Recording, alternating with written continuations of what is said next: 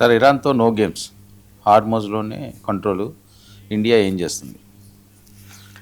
India చాలా ఇరకాటంలో పడిపోయింది. ఈరోజు 2-3 సంపాదకీయాలు కూడా రాశారు. మొదటిసారిగా పాకిస్తాన్ చొరవ తీసుకొని తానేదో మధ్యలో సంప్రదింపులకు కేంద్ర బిందువుగా మారి ఇరాన్ నాయకులు, అమెరికా ఉపాధ్యక్షుడు సహా పాకిస్తాన్ దగ్గరికి వెళ్తుంటే, అలాగే అమెరికా ఉపాధ్యక్షుడు పాకిస్తాన్ సైనికాధికారి నాకు చాలా ప్రియమైన వ్యక్తి అని ఆయన చెప్తుంటే, అలా చెప్పినందుకు ఆయన భార్య ఉషా, ఇక్కడ అసీం మునీర్ ఇద్దరు నాకు ఇష్టమైన వాళ్ళు అన్నాడు. ఎవరు? JD Vance. అలా అన్న తర్వాత మొత్తం మీడియా వాళ్ళు వెళ్ళి మళ్ళీ ఉషాను ఇంటర్వ్యూలు చేయడం మొదలుపెట్టారు. ఆమె ఏదో చెప్తున్నారు అనుకోండి, మత మార్పిడి మా ఆయన కోరుకోలేదు, నేను దీనికైనా ఉన్నాను, ఐఎమ్ కంఫర్టబుల్, ఏదో ఆమె చెప్తున్నారు. కానీ సమస్య అంటే పాకిస్తాన్కు, అందులో పాకిస్తాన్ సైన్యాధిపతికి కూడా అమెరికా ఎండార్స్మెంట్ ఇచ్చి వీళ్ళే బెస్ట్ అనే పరిస్థితి వచ్చింది. ఇది భారతదేశానికి సంబంధించి. రెండవది, హార్మోజ్లో వచ్చినటువంటి అస్తవ్యస్త పరిస్థితి, అల్లకల్లోలం కూడా భారతదేశాన్ని చాలా తీవ్రంగా దెబ్బతీసింది. మూడోది, అమెరికా టార్గెట్ అంతా చైనా అయినప్పుడు చైనా ఇండియా ఏమో సన్నిహితం అవుతున్నాయి. ఇప్పుడు చైనా విదేశాంగ మంత్రి కూడా మోదీ గారిని నిన్న కలుసుకొని కొంచెం సుహృద్భావంతో ఉండాలన్నారు. చైనాతో సంబంధాలు పెంచుకోవడానికి ఎన్ని తగాదాలు ఉన్నాయి. ఇండియా ప్రయత్నిస్తుంటే చైనాకు మీరు బాగా దూరంగా ఉండాలని అమెరికా ఒత్తిడి తెస్తుంది. వీటన్నిటి మధ్యలో భారతదేశం, ఇంకా భారత పౌరులు అయ్యేది అమెరికాలో ఉన్న ప్రవాసులు, వాళ్ళను పంపించడం, వాళ్ళ మీద ఒత్తిడి, అదొక సమస్య.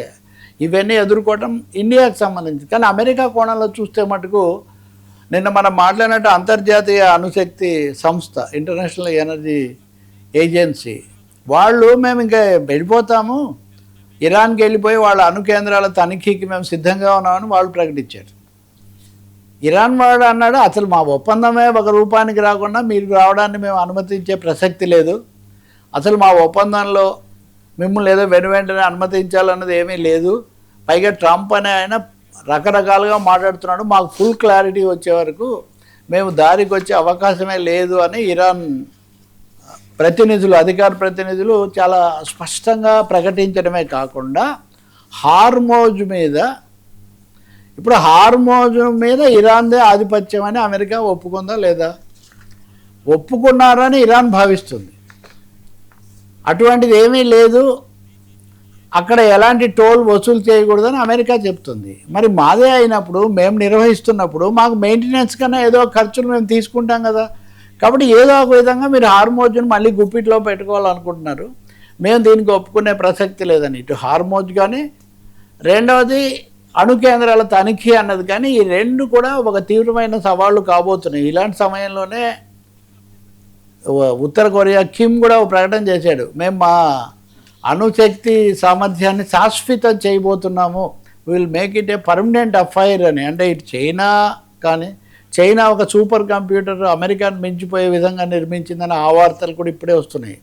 చైనా వాళ్ళు ఇంకో ప్రకటన కూడా చేశారు, మా టెక్నాలజీ పెరిగిందని ప్రపంచం ఏం భయపడక్కర్లేదు, మాకు పెరిగితే మేము దురాక్రమణదారులను కాస్త అడ్డుకుంటాం కానీ మీకేమి ఇబ్బంది తేమని. అంటే చాలా వైపుల నుంచి ట్రంప్ వ్యతిరేకతే కాకుండా అమెరికా ఆధిపత్యాన్ని ఆక్షేపించే శక్తులకు చాలా బలం చేకూరడం ఈ 2-3 రోజుల్లో కనిపిస్తుంది.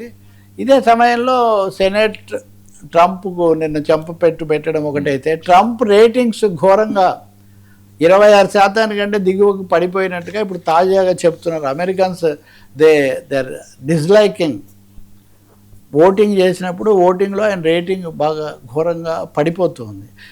అమెరికా అధ్యక్షులు ఏం చేస్తారంటే, ఇప్పుడు మోనికా లెవెన్స్కీ అని కేసు ఉండేది, క్లింటన్ బాగా ఇరకాటంలో ఉన్నాడు అనుకోండి, అప్పుడు ఇరాక్ ఉండేది, వెళ్ళి ఇరాక్ మీద ఒక బాంబు వేసేది, లేదా ఇంకో చోట తగాదా పెట్టుకునేది, ఇటువంటివి చేసే పరిస్థితిలో వాళ్ళకున్నారు. కాబట్టి ట్రంప్ ఇలాంటి ఒక వ్యతిరేకత మూట కట్టుకుంటున్న స్థితిలో మళ్ళీ ఏదైనా దుస్సాహసం చేస్తారా అన్న సందేహాలు కూడా దట్టంగా ఉన్నాయి.